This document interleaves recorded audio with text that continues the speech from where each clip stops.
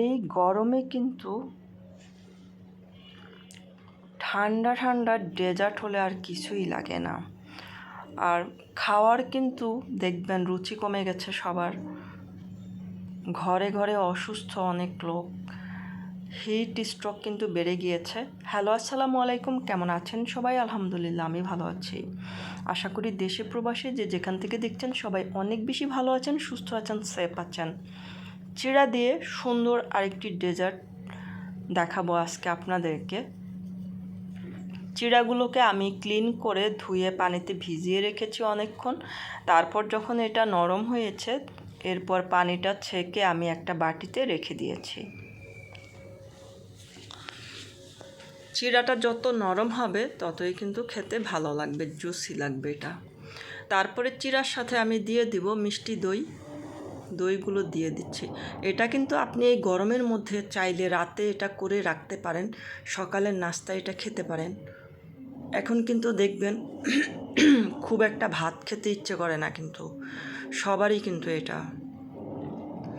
প্রচণ্ড গরমে দেখবেন কিছুই ভালো লাগে না। তো এরকম যদি আপনি ডেজার্ট করে ফ্রিজে রেখে দেন, এটা কিন্তু একটু একটু করে দিনে 2-3 বার খেলেই হয়ে যায়, ভাত না খেলেও হয়। তারপরেই তো মিষ্টি দই দিয়ে এরপরে দিয়ে দিব আমি এখানে পাউডার দুধ।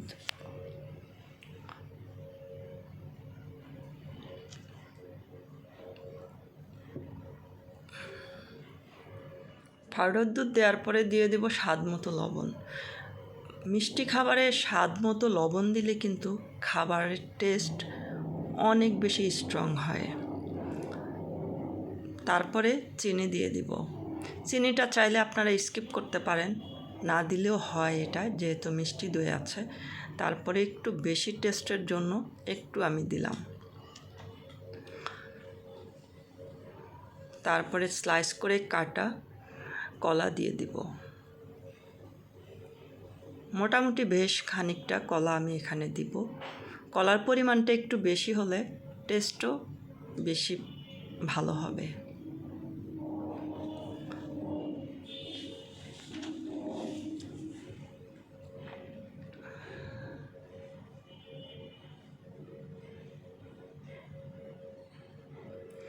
এটা ছোট বড় সবাই কিন্তু অনেক বেশি পছন্দ করবে এই খাবারটা। এটা যেমন লোভনীয় তেমনি স্বাস্থ্যকর, অনেক বেশি পুষ্টি আছে এটাতে। এই তো কলাগুলো আমি দিয়ে দিলাম। আর এইটাতে আজকে আমি যে জিনিসটা ইউজ করব সেটা দেখলে অনেকেই অবাক হতে পারেন। এই তো ফার্ম ফ্রেশের চকলেট মিল্ক। এটা আপনারা যে কোনো দোকানেই পাবেন।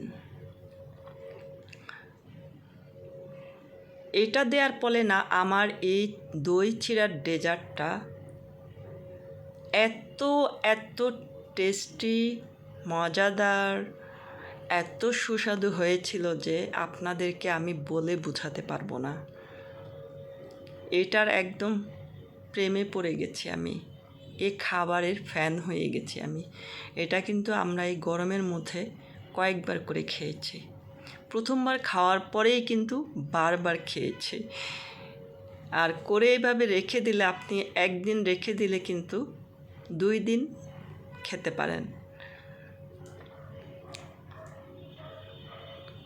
তারপরে এগুলোকে খুব ভালো করে আমি মিক্সড করে নিব। আর এটা এখন আমার বাটিটা কিন্তু খাবারের পরিমাণের চেয়ে বাটিটা আমার ছোট হয়ে গিয়েছে। আর একটু বড় বাটিতে মাখালে খুব ইজি হতো মাখানোটা। তারপরে যাই হোক, কি আর করা, নিয়েই যখন পেলেছি তারপরে এই তো নেড়ে ছেড়ে সব মিক্সড করে নিলাম। দেখেন বাটি একদম ভরে গিয়েছে, দেখতে অনেক লোভনীয়, তাই না? আপনারা কিন্তু খেয়ে দেখবেন। আর কেউ এটা যদি খেয়ে আমাকে বলেন, কমেন্টে জানান তাহলে কিন্তু অনেক খুশি হব।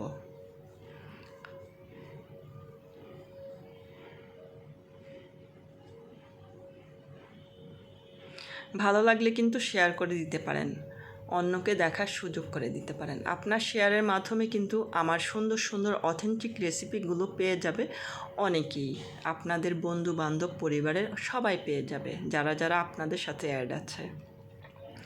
তারপর আমি সুন্দর একটা বাটিতে সার্ভ করে নিচ্ছি খাওয়ার জন্য, কারণ ভালো জিনিস বেশিক্ষণ সামনে রেখে কথা বলতে পারি না, কখন খাবো সে অপেক্ষায় থাকি। এই তো এসে গেছে খাওয়ার পালা। আমি তো নিয়ে নিলাম এক বাটি, আর এটা কিন্তু আজকের আমার রাতের খাবার এইটাই, ভাত আর খাবো না। তো ভালো থাকবেন, ভালো রাখবেন, দেখা হবে নেক্সট ব্লগে। আল্লাহ হাফিজ।